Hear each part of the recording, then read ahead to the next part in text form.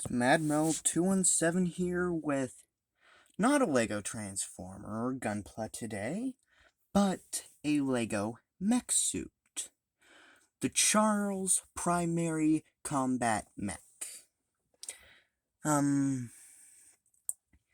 In my Lego world, the year is 2552, and the US military has stopped using jets and tanks, and has started using different variants of the Charles.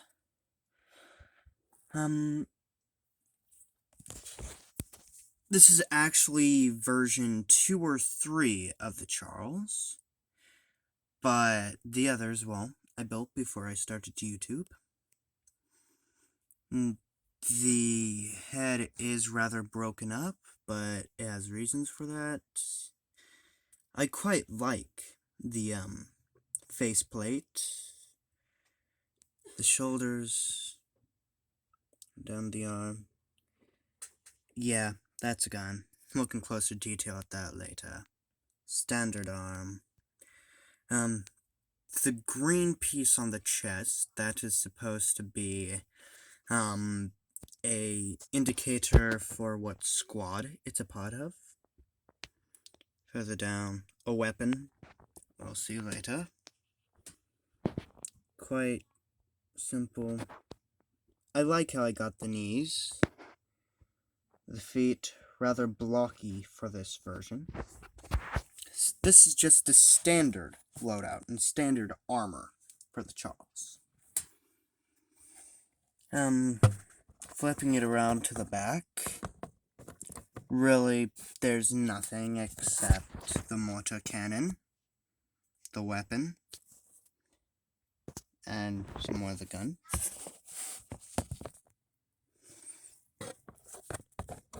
Now, speaking of the armaments, what it has is a 60mm rocket launcher on the shoulder.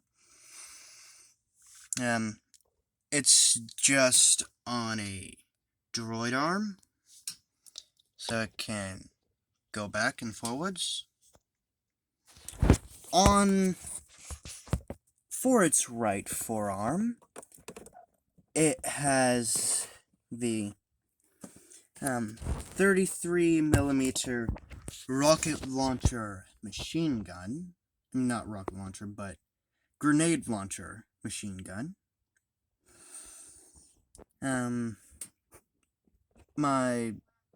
It has a 50-round magazine. That bullet end right there is way too large than what it would be for 50 rounds. And I got a bit of side detail. It's actually the anti-studs of some jumper plates.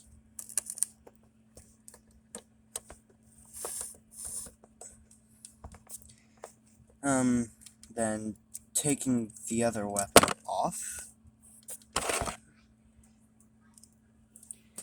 it has a axe that can just simply slide into the hand, or you can fiddle with the hand to get a more secure connection. It is rather small, but, well, it is what it is. This unit is just meant to be all around. Putting the axe back on.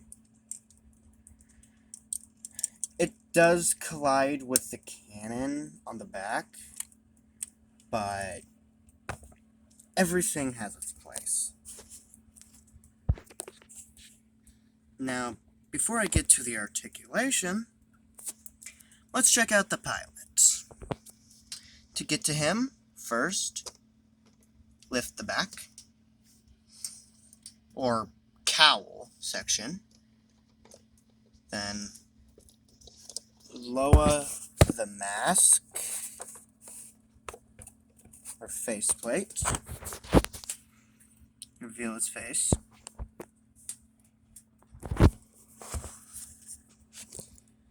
And then to bring the...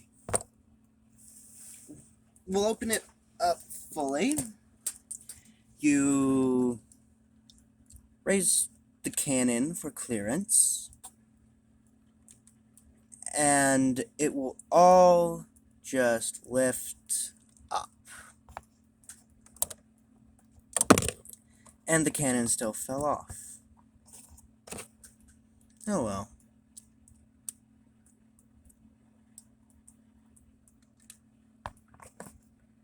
Getting him out of there.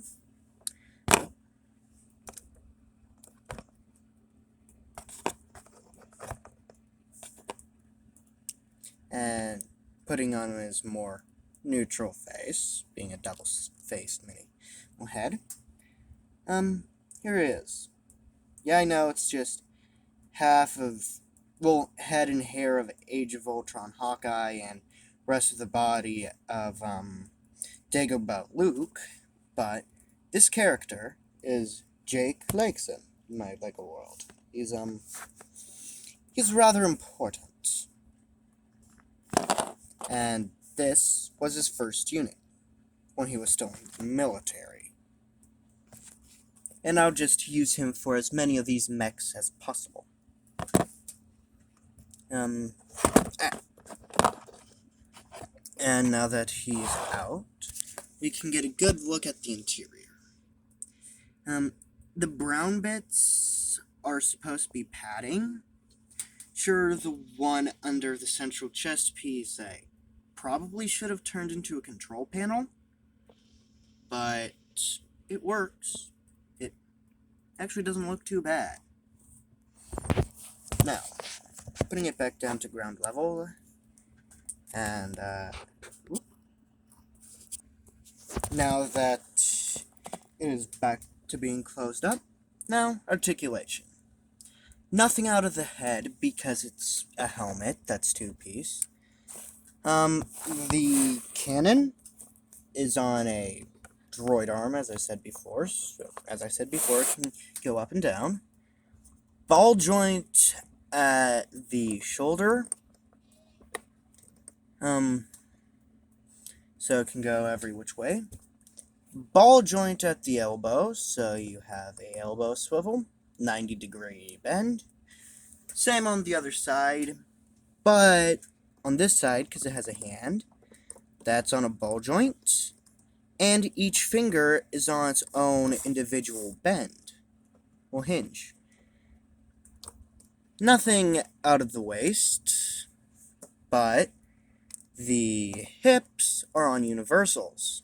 So, all the way up, this side's kind of loose. This side I do have to hold it, but I can kick that far forward. And much farther back. The other side can do the same when the axe is not in place. Just over 90-degree bend at the knee. The knee pad is articulated, even though for the standard armor, that's not too important. And ball joint at the ankle, so it can do anything you want the ankle to do. Next, size comparison. The only size comparison I feel worthy enough is with the Core Gundam. And, well, actually pretty close in height. So, this has been MadMel217, signing off.